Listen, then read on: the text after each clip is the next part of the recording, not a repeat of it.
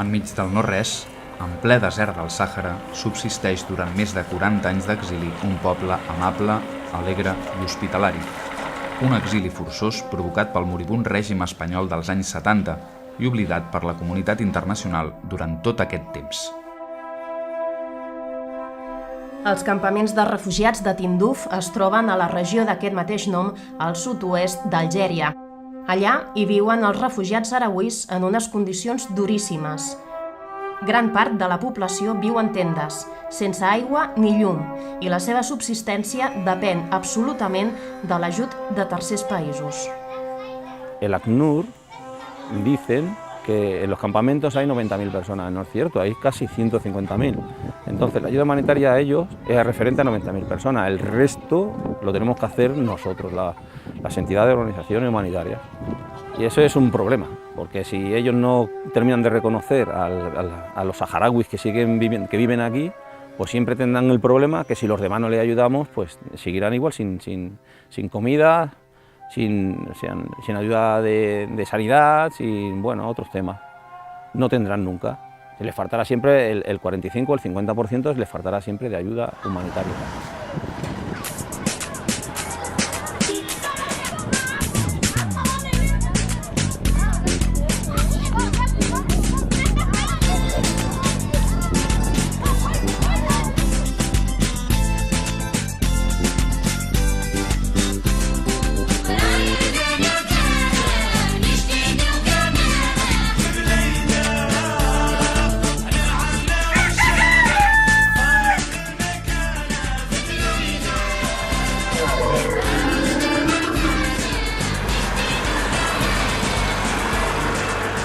El Departament de Solidaritat, Cooperació i Voluntariat, els representants polítics de gairebé tots els grups de l'Ajuntament i l'Associació Sant Vicenç dels Horts amb el Sàhara organitzen una visita institucional als campaments de refugiats sarauís.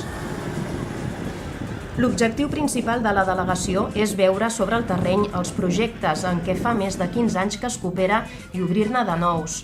Per això també viatgen amb la comitiva dues mestres de l'Escola Iris d'Educació Especial que supervisaran l'Escola de Persones Discapacitades, la directora de la Fundació Ètnia i el representant de l'Òptica Andorrana de Sant Vicenç per iniciar el projecte Ulleres Solidàries.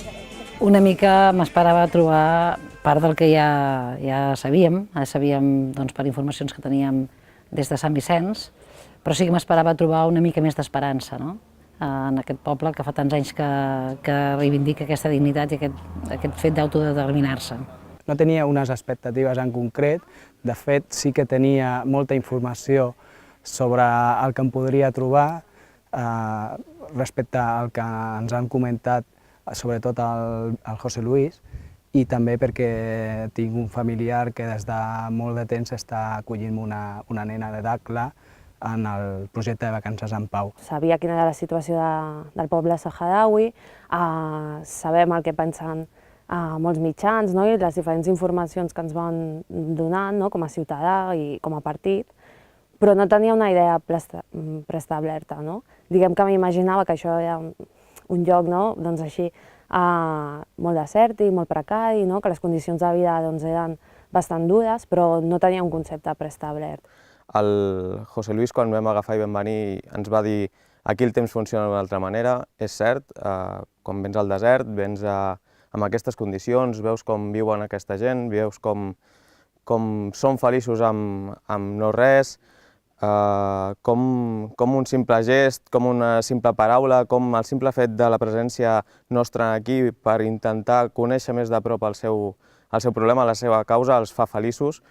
Pues lo que me he encontrado es un pueblo que está viviendo unas condiciones completamente infrahumanas. La verdad que la situación que tienen es deprimente, es algo que es muy difícil en nuestra sociedad actual poder entender que se pueda vivir en estas condiciones, y la verdad que mucho peor de lo que esperaba, muchísimo peor.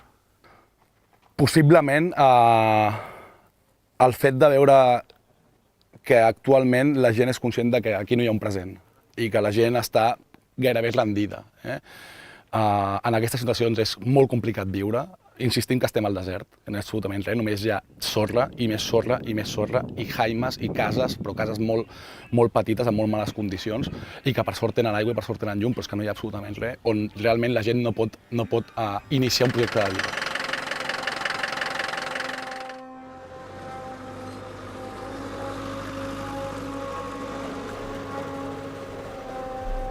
La delegació s'ha instal·lat a Rabuni, la capital administrativa dels campaments, on hi ha el servei de protocol, presidència, els ministeris i les administracions dels serveis públics de la República Àrab Saharaui Democràtica.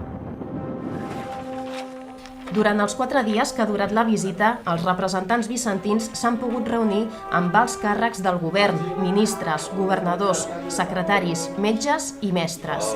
A les converses s'han compartit experiències de la cooperació en diferents projectes, amb unes prioritats: l'ajut humanitari, els projectes sanitaris i els educatius. Ells han explicat repetidament que tenen 3 pilars fonamentals per poder-se sostenir. Un és l'ajuda humanitària pel que fa a proporcionar aliments. El poble saharaui fa més de 41 anys que viu de l'ajuda humanitària i ells plantegen, d'una banda això, evidentment, el poder-se alimentar, el tema de l'aigua, que és també un tema molt important, perquè l'aigua, evidentment, pel que fa a contagis, pel que fa a aliment bàsic i eina necessària per poder sobreviure, és un tema que han de resoldre. D'altra banda, a nivell d'afrontar els col·lectius més desafavorits, i ells també defineixen l'educació com l'alarma que els permetrà sortir d'aquesta situació. En aquest sentit, coincidim plenament. Nosotros el próximo sábado justamente vamos a hacer un foro en San Vicente y va a haber el secretario de Cooperación de Cataluña. Si le tuviéramos que trasladar una necesidad de cooperación, una cosa concreta que usted como secretario nos pueda trasladar, ¿qué es lo que es más necesario, imprescindible, que se pudiera abrir alguna línea de cooperación? Depende del monto que ustedes realmente pueden dar. La comunidad internacional debe estar implicada en resolver el conflicto del Sáhara Occidental y mediante una política apoyando a la causa del pueblo saharaui para poder llevar su independencia. Es la tarea principal y primordial de la comunidad internacional, ya que somos un país, un territorio no autónomo y que no ha podido llevar hasta su fin la descolonización y lleva más de 40 años en el refugio. La cooperació és molt necessària. El que pot pensar molta gent, no? De que ja s'ho faran, no? Jo estic aquí, aquí a casa meva ja tenim els nostres problemes, sí, però és que la gent hauria de sortir una miqueta a casa seva i veure la casa del veí. I se n'adonaria que els problemes que nosaltres tenim no arriben ni al mínim dels problemes que n'hi ha passades les fronteres. I per tant, la cooperació és necessària, però és necessària perquè jo sempre dic el mateix, el que hem d'aconseguir és que la gent pugui viure i desenvolupar-se allà on se sent casa seva.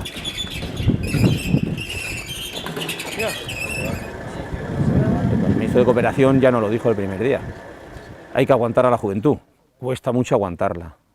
Ellos no han pasado la guerra, pero ellos han nacido aquí, tampoco no conocen su tierra. Aquí no hay futuro.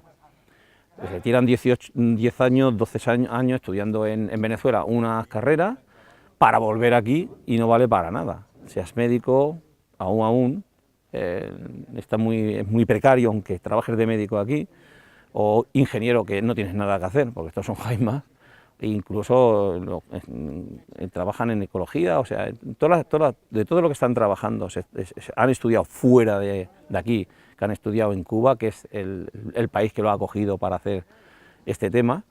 El problema es que cuando vienen no tienen nada y tienen la desesperación en el cuerpo y el gobierno teme que esto vaya a terminar en guerra. Es lo único que me preocupa, porque las guerras no traen nada bueno. Els joves poden estudiar, no? Es poden formar, però clar, arriba un moment que ja no avancen. O sigui, ja no tenen l'oportunitat de créixer com a persones per l'estancament, no? La provisionalitat en la que estan. Ells estan en un territori que pertany a Argèlia i el que es palpa, no? El que perceps de tot això és que ells mai acabaran de fer estructures ni polítiques internes perquè estan en un mentrestant. Pues ahora vive esta situación desde mucho tiempo, son 40 años de exilio, de refugio, pero son también 40 años de lucha y de resistencia. Quiere decir que es una causa justa. Que están destinadas a la época. Para la ACNUR, lo más importante es la alimentación para el refugiado y dónde vivir. Entonces es por eso que la educación aporta el mínimo. Muchas gracias. Muchas gracias. Muchas gracias. Muy bien. Hem estat parlant de temes d'igualtat, hem estat parlant de temes de solidaritat, hem parlat amb temes d'educació, els ministres ens han explicat la seva realitat, han posat una miqueta números a tota aquesta quantitat d'informació que ens emportem, han posat una visió crítica també, sempre enfocant el conflicte, no? Enfocant aquesta situació a la resolució del conflicte.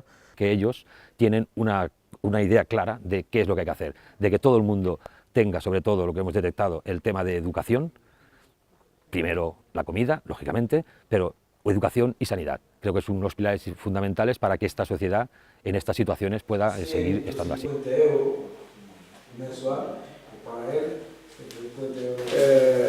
Nuestro logro es disponer de una estructura relativamente bien hecha, bien orientada, bien dirigida, y con un personal que cada vez también se forma mejor y se desarrolla su experiencia mejor todavía. Y así, esa es la forma en que podemos mantener esa situación de refugio, esa situación hostil que nosotros vivimos, esperando a que llegue el momento de hacer ese referéndum o retorno de eso a su tierra, ¿no? Porque es el derecho básico, el derecho que nosotros estamos trabajando, con el fin de conseguirlo hace más de 41 años, ¿no? Hem vist el ministre de Salut, hem vist el ministre d'Educació, hem vist el Ministeri de Cooperació i hem estat també amb els ministres d'algunes províncies, com pot ser la de Buix-Dur.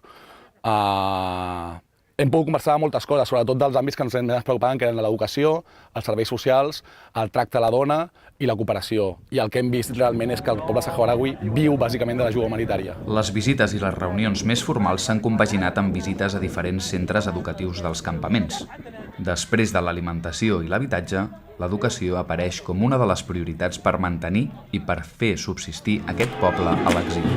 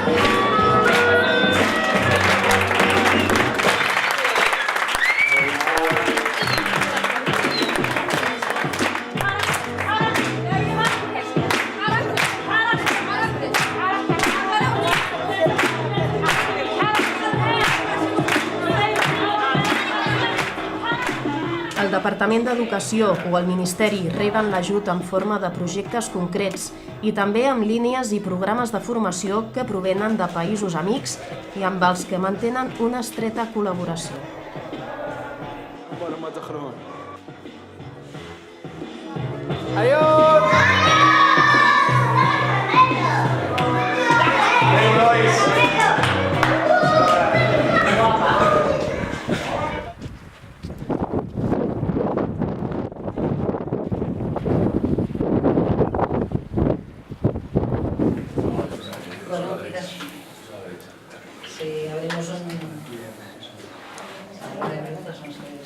Al llegar nosotros aquí, nos encontramos con una matrícula un poco elevada porque había 130 estudiantes para comenzar el estudio de bachiller. Y bueno, los resultados del primer curso no fueron muy satisfactorios. Realmente los 130 estudiantes que estaban ahí no estaban preparados para comenzar el estudio de bachillerato. Hoy finalmente, digo finalmente porque ya es el último curso de este proyecto, se van a graduar 47 bachilleres.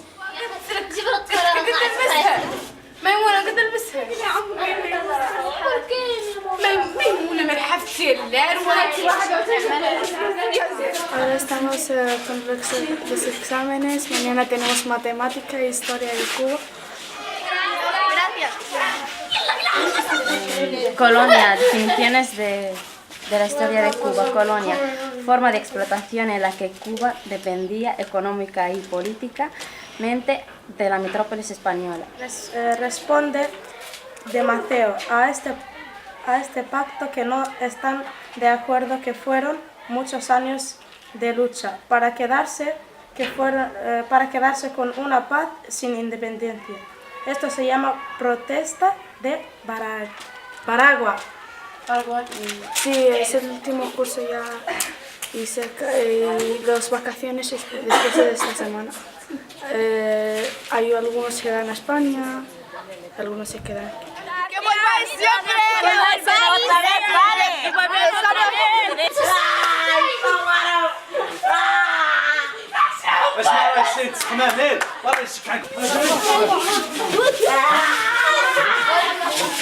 El colegio es muy bueno, sí.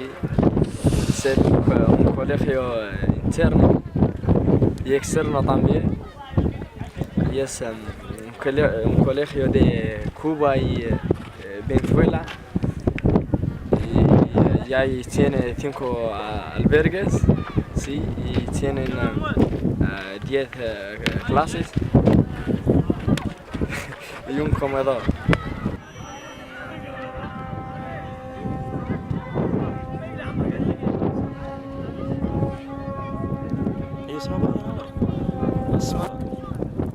En aquesta comitiva el que preteníem era d'una banda posar-nos en contacte amb els càrrecs del govern saharauí i també vincular-nos en 2 projectes socials. D'una banda, el projecte de l'Escola d'Educació Especial, i per això ens han acompanyat 2 mestres de l'Escola Iris de Sant Vicenç, per tal de poder establir ponts de relació de cara a la formació, de cara a compartir experiències i, per tant, també ajudar en aquest sentit. L'Assumpta Gavarró i la Conxita Vilalta van viure i observar de primera mà la línia de treball i les necessitats de l'Escola d'Educació Especial de la Daira del 27 de febrer, amb la qual col·labora Sant Vicenç fa gairebé 16 anys. Nosaltres el que ensenyem és el signat.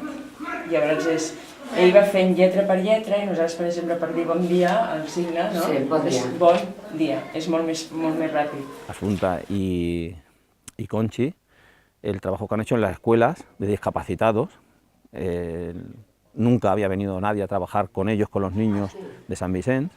El que més preocupa i on es farà un èmfasi especial és en la formació del personal del centre. Per això s'exploren diferents vies de comunicació i cooperació. A part, nosaltres el fem servir molt per la comunicació, encara que no siguin sords-muts, vull dir, nosaltres el fem servir moltíssim. La imatge del llenguatge signat.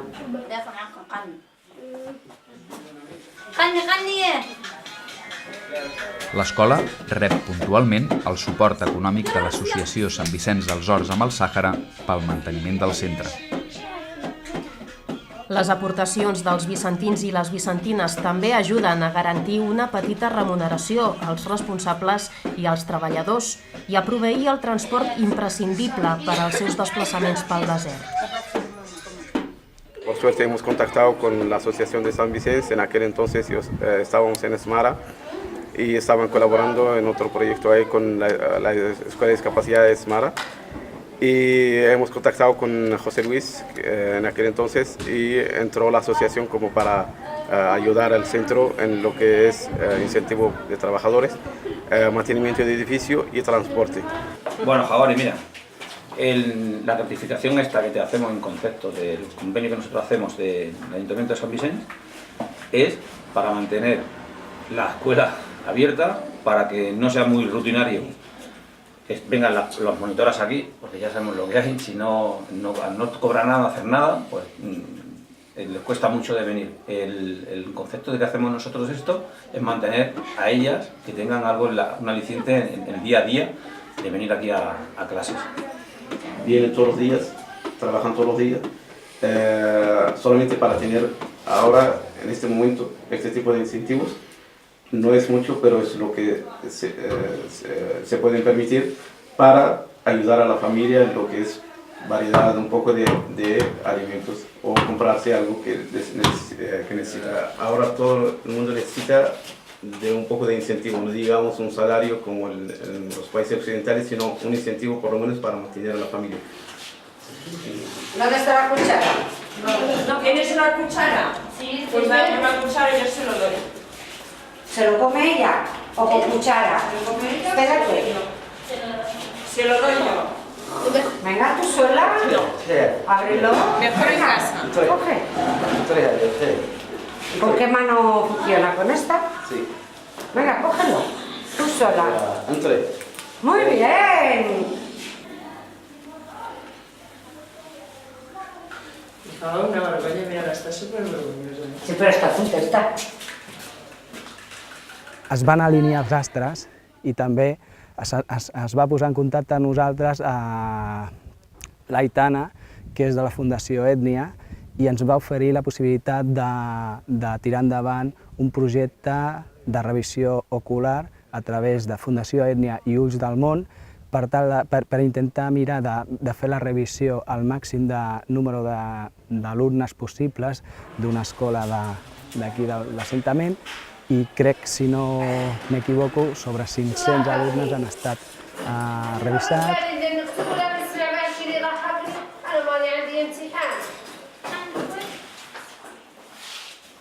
Per fer aquest projecte vam contactar amb la Fundació Ulls del Món, perquè ells tenen base aquí i porten molts anys aquí treballant i fan una feina magnífica, i el contacte va ser sobretot perquè col·laboressin, perquè creiem que és molt important que col·laborin a la gent d'aquí.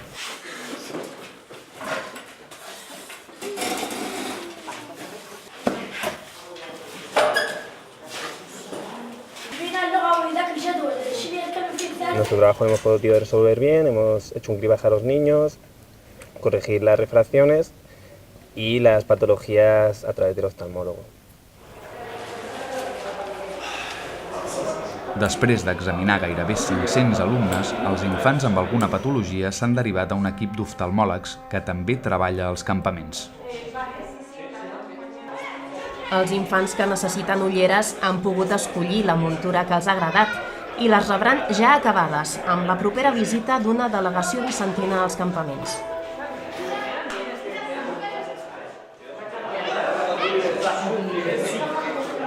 El fet de viure-ho de primera mà, doncs, dones compte de la realitat, no? I la realitat és molt precària. Vull dir, estan en mans de tots nosaltres, no tenen més recursos que la nostra solidaritat. Per tant, bueno, impacta. No?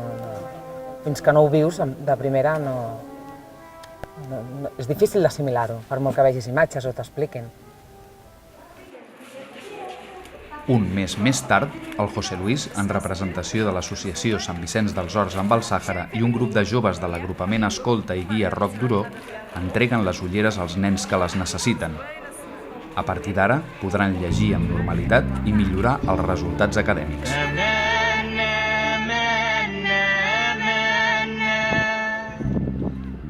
L'ajut humanitari i la complicitat d'altres països permet als gairebé 160.000 refugiats sarauís de les wilayas de Bushadur, Al-Ayun, Ausher, Dakhla i Asmara sobreviure a una realitat indigna, sense aigua, sense llum, sense gairebé menjar i pendents d'una possible guerra, que seria el pitjor escenari. Els refugiats veuen passar els anys sense que la comunitat internacional els tingui mínimament presents. Yo estoy contentísimo de que ha venido, después de 16 años, hayamos conseguido de que venga el gobierno de San Vicente, con nuestra alcaldesa Maite Merida a la cabeza, que me lo prometió en una cena solidaria, y lo ha cumplido, de venir aquí con el equipo de gobierno y oposición. L'experiència penso que ha estat molt important perquè representa tants anys a Sant Vicenç col·laborant a través de l'associació en els campaments de refugiats. Ha estat molt important també que en aquesta expedició, en aquesta comitiva, hi hagués representants de pràcticament totes les forces polítiques de Sant Vicenç, perquè d'aquesta manera fem un nus a aquest compromís que de diferents governs s'ha anat teixint i que nosaltres hem recollit aquest testimoni i el que volem és reforçar-lo i projectar de cara al futur una garantia per seguir col·laborant fins que el poble sahrauí aconsegueixi el seu anhel. La sensació que m'emporto és la de veure la provisionalitat d'un estat en una terra que no és la seva i, per tant, estan fent uns esforços molt grans per anar creant una estructura, una infraestructura i una organització, però no ho fan per quedar-se aquí. O sigui, tenen molt clar que el seu objectiu és tornar a casa seva.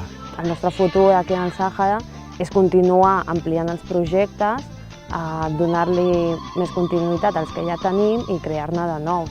A més, crec que trepitjar el territori ens ha obert la ment, ens ha fet ser coneixedors i conscients de les mancances que tenim aquí i crec que a través de José Luis, que ell és l'interlocutor o el cordó umbilical que ens uneix amb el Sàhara, donar-li a ell més eines i poder establir vincles amb el Sàhara. De moment porten 40 anys que esperem que acabi aviat, però que acabi d'una manera pacífica, que acabi d'una manera diplomàtica i que doni aquesta esperança, que doni aquest impuls a aquesta gent, a aquest poble, que realment el que necessita és això, és la cooperació, l'ajuda d'altres països, però per aconseguir la seva fita. Y es lo que les une y es lo que les hace estar organizados. Ellos quieren volver a su pueblo, ellos quieren volver a Sahara Occidental y están luchando por esa manera. Creemos que las instituciones internacionales, sabemos que desde San Vicente poco podemos hacer en resolver el conflicto, no seremos nosotros los que resolveremos el conflicto, pero sí que podemos ayudar, como estamos haciendo con toda la ayuda humanitaria que se pueda, con los proyectos que sean buenos para esta gente, para el día a día, pero hay que luchar, hay que hacer lo que se pueda para que este conflicto se pueda arreglar y cada uno vuelva a su sitio. La gent no sap què fer. La gent està a casa, la gent veus que no fan cap labor productiva, veus que estan esperant a que solucioni aquest conflicte, un conflicte que dura massa i que a sobre els estats, l'estat marroquí té aliances amb molts països europeus, té aliances amb molts països americans, té aliances amb les grans potències mundials y que això fa que aquesta guerra no acabi. Me alegra de que esto vaya evolucionando para arriba. A la vez, no quiero que vaya evolucionando, sino que se vayan para su pueblo. Siempre volveré a lo mismo. El no estar aquí, sino que ellos vuelvan para su pueblo, su tierra, que és el Sàhara Occidental. De tornada a Sant Vicenç, els 13 membres de la comitiva podrem explicar com hem viscut aquesta experiència, quines són les necessitats que hi hem trobat, per què és important la cooperació, quin retorn tindran els projectes socials engegats i quines solucions polítiques pot aportar Sant Vicenç dels Horts a la causa saharaui. La caramela. No tengo. La caramela. No.